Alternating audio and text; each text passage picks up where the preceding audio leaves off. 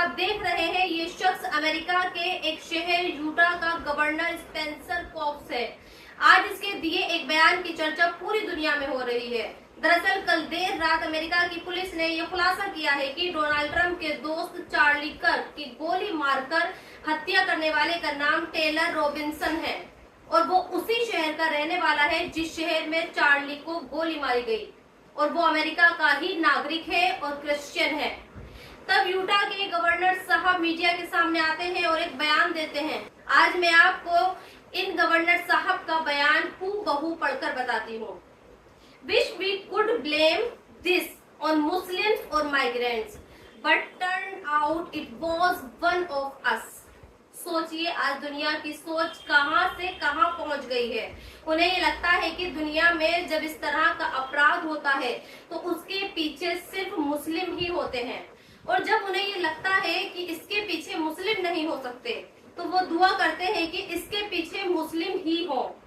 Charlie का कातिल जब तक सामने नहीं आया तो पूरा देश ये दुआ करने लगा था कि उसका कातिल कोई मुस्लिम ही हो, लेकिन चूंकि अब कातिल उन्हीं के बीच रहने वाला एक नौजवान है, लिहाजा अब ये अफसोस जाहिर कर रहे हैं।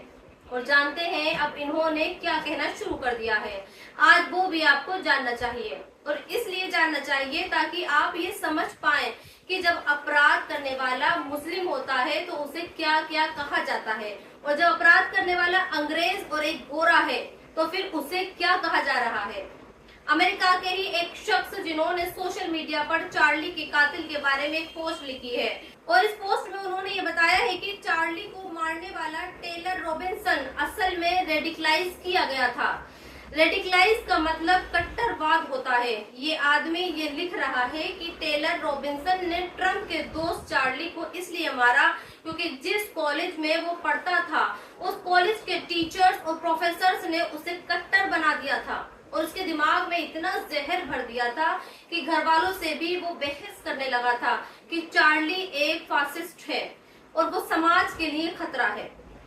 फासिस्ट उन लोगों को कहा जाता है जो ताकत का इस्तेमाल करते हैं, जो लोगों से उनकी आजादी छीनते हैं, जो जबरदस्ती अपनी बात मनवाते हैं। अब मेरा आपसे एक सवाल है, क्या टेलर की जगह अगर तनवीर होता भी दुनिया उसके बारे में क्या कहती?